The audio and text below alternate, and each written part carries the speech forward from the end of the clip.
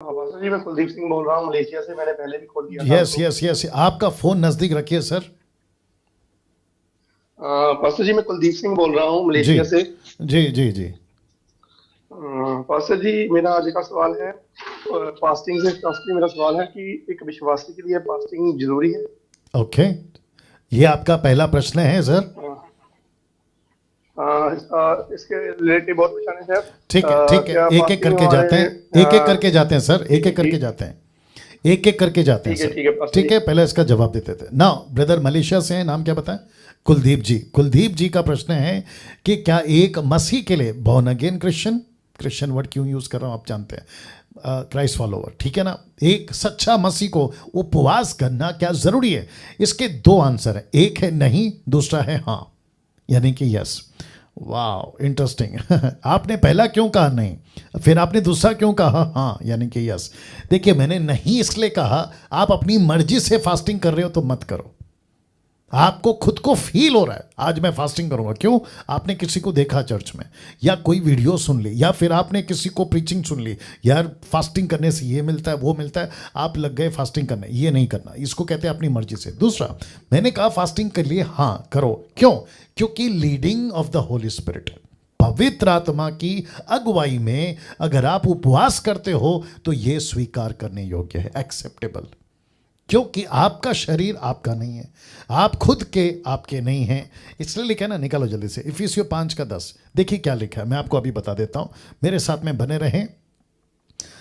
बहुत बहुत interesting programme चल रहा है ये वाला, ठीक है ना। 16वां एपिसोड, 16वां नहीं, 14वां, 14th एपिसोड, माफ करें। लिखा है, और यह परखो कि प्रभु को क्या भाता है। किसको? प्रभु को। तो आपको क्या करना है, इफिसियो 5:10 पढ़ा है मैंने, राइट? या तो परखना है आपको, आपको देखना है कि प्रभु को क्या बात है। आपका एक एक चीज आपको प्रभु से पूछना है, प्रभु मैं ये कर सकता हूं? अगर प्रभु कहता है कि नहीं करना है तो नहीं करना है, प्रभु कहता है करना है तो करना है। देखिए, मैं वापस कहता हूं, भाई साहब ने जो प्रश्न पूछा, आपका एक एक डिसीजन, वॉइस चेक कर लो वापस से, आपका एक एक डिसीजन आपको प्रभु के दायरे में रह के करना है। यस ब्रदर, तो एक है नो, हाँ, और दूसरा है यस। यस पास्टर जी। या पास्टर जी, इससे रिलेटिव मेरा सवाल एक और है। जी पास्टर जी देखो, एक विश्वासी है। जी। जैसे कि मैं अब 3 महीने से मैं विश्वासी बना हूँ आपकी वीडियो देखकर, और आपका अच्छा प्रचार सुनकर मुझे बहुत मतलब कि प्रभु में मैं आया हूँ। जी देखो, जैसे एक विश्वासी है, उसको उसको उसके बॉडी पे कोई प्रॉब्लम आ जाती है। जैसे मेरे बॉडी पे कोई प्रॉब्लम आ गई, मेरे को बुखार है, जहाँ मेरे शरीर पे कोई इंफेक्शन है, जी। तो मैं कोई आजकल पंजाब में चलता है कि जैसे कि आपको कोई प्रॉब्लम है, आपको कोई शारीरिक प्रॉब्लम है या कोई ऐसी प्रॉब्लम है, आप फास्टिंग करो, 5 दिन की 10 दिन की फास्टिंग करो, ये चीजें जाती रहेंगी। तो क्या पास्टर जी, जेकर मेरे मेरे को शरीर में कोई प्रॉब्लम है, मैं फास्टिंग करता हूँ, तो वो फास्टिंग करने से वो चीजें चली जाएंगी मेरे शरीर से? ओके। वो ये भी कहते हैं कि प्रभु यीशु मसीह ने 40 दिन फास्टिंग की और तभी वो शैतान से लड़ पाए। ऐसा ऐसा प्रचार करते, थोड़ा इसके बारे में गौर से श्योर समझाइए श्योर पास्टर जी, श्योर श्योर, बहुत ताकि अच्छा समझ लग किया सके आपने, लोगों बहुत को। अच्छा किया।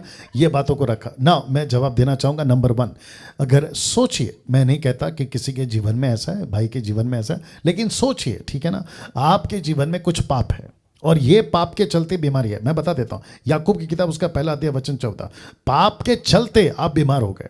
प्रूफ देता हूं, बाइबल का वचन बता देता हूं।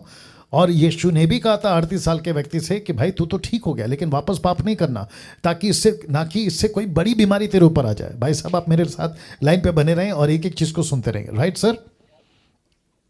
जी जी जी पास्टर जी जी। जी। नाउ याकूब की किताब उसका पहला अध्याय वचन 14, याकूब पहला अध्याय वचन 14, आइए पढ़ देते हैं। परंतु ओके, एक काम करते हैं, 13 से पढ़ते। जब किसी की परीक्षा हो तो वो ये ना कहे कि मेरी परीक्षा परमेश्वर की ओर से होती है, क्योंकि ना तो बुरी बातों से परमेश्वर की परीक्षा हो सकती है और ना ही वह किसी की परीक्षा आप करता है। वचन 14, प्रत्येक व्यक्ति अपनी ही अभिलाषा से खिंचकर और फंसकर परीक्षा में पड़ता है। फिर अभिलाषा गर्भवती होकर पाप को जनती है, और पाप जब बढ़ जाता है तो मृत्यु को उत्पन्न करती है। तो इसका मतलब क्या हुआ? बहुत ध्यान से सुनना। इसका मतलब ये हुआ कि आपका पाप का जीवन है, पाप से आप बाहर नहीं निकल रहे हैं, उल्टी सीधे आपके जीवन में हरकतें हैं। और पहला कुरिन्थियों उसका 11 का 23 कहता है, 23 से आगे पढ़ोगे, प्रभु बोझ करते वक्त अगर खुद को नहीं जांचा, 28, 29, 30, अगर खुद को नहीं जांचा तो कहता है तू या बीमार हो जाएगा, कमजोर हो जाएगा, या तो तू मर जाएगा। ये क्या है? ये सब रख के अगर कोई कहता है फास्टिंग करो, चली जाएगी, कैसे जाएगी जी? बात करिए भैया। आपके जीवन में पाप है लेकिन कहते हैं फास्टिंग करो, चली जाएगी, कैसे जाएगी? जी जी पास्टर जी, पर जो जो जो मेरी बॉडी में प्रॉब्लम है, इच्ची की प्रॉब्लम है, खुजली की प्रॉब्लम है, ये मलेशिया में नॉर्मल है। मैं 2 साल हो गए मेरे को मलेशिया में रहते हुए। जी जी। 2 साल मेरे को मलेशिया में रहते हुए हो गए हैं। तो ये तो पहले की है ना, जब मैं प्रभु में आ गया अभी तो मैं विश्वासी बन गया जी। अभी मैं कोई पाप नहीं करता, मेरे को मालूम है, मैं अभी मेरी जिंदगी बिल्कुल साफ है जी। मैं प्रभु में चल रहा हूँ, प्रभु का वचन सुनता हूँ, दिन रात प्रभु का वचन ही सुनता हूँ बस। जी जी। तो अभी भी मेरी जिंदगी जी। हेलो, क्या? तो मैं समझता हूँ कि कोई दिक्कत आई होगी भाई को बात करते करते। तो भाई कह रहे हैं कि इचिंग है बॉडी में क्योंकि वहाँ का वेदर, वहाँ का पानी XYZ। तो इसका मतलब है कि वो नेचुरल है, नैसर्गिक है, पाप का जीवन नहीं जी रहे। दूसरा क्या करना है? प्रार्थना करना है, प्रभु की प्रतीक्षा करना है, वेट करना है। आप उसको फास्टिंग से, इसको कहते हैं जबरदस्ती। देखिए परमेश्वर की उत्तर क्या है प्रार्थना में? या तो ना, या तो हाँ, या तो वेट। Yes, no, wait. बाकी अगर ये तीनों नहीं है तो फिर आपको जांचना है, यार ये ठीक क्यों नहीं हो रहा है। लगे हाथ ये भी कह देता हूं कि जब से ये प्रोग्राम स्टार्ट किया है, 14 एपिसोड आज का पकड़ के, काफ़ी लोग मैसेज भी करते हैं मेरा ये प्रॉब्लम है। यहां तक कि सेवक लोग, पास्टर्स, जो पास्टर्स है ना, वो तक भी ये कहते हैं कि भाई ये प्रॉब्लम है, वो प्रॉब्लम है, ऐसी समस्या, वैसी समस्या। फिर मुझे पता चल रहा है कि आत्मिकता की मैच्योरिटी, लेवल ऑफ मैच्योरिटी, परिपक्वता का स्तर कहाँ है? अभी भी हम दूध पी रहे हैं, अभी भी मिल्क ड्रिंकिंग, ऐसी ऐसी बातें, ऐसी ऐसी चीज़ें हैं जो पूछते हैं। मैं अपेक्षा करता हूं अगर आप खुद को सेवक कहते हो तो आपका जो अंडरस्टैंडिंग का जो लेवल है ना, वो बहुत ऊंचा होना चाहिए। आपको ये भी बहुत समझना ज़रूरी है। तो ये सारी चीज़ें कब होती है? जब हम खुद को एजुकेट करते हैं, वचन से एजुकेट करते हैं, स्क्रिप्चर्स को पढ़ते हैं, कॉन्टेक्स्ट को पढ़ते हैं, तब ये सारी चीज़ें समझ में आती है। तो मैं समझता हूँ कि भाई साहब का जो कॉल है, लाइन पे है, ओके, कट गया है। तो मुझे नहीं पता क्या हुई होगी बातचीत, नेटवर्क इशू हुआ होगा, लेकिन मैंने उनके दोनों सवालों का जवाब दे दिया है। तो एक है आगे लाइन पे, एक है, कौन है? हाँ, उठा उठा उठा उठा जी, बात करिए।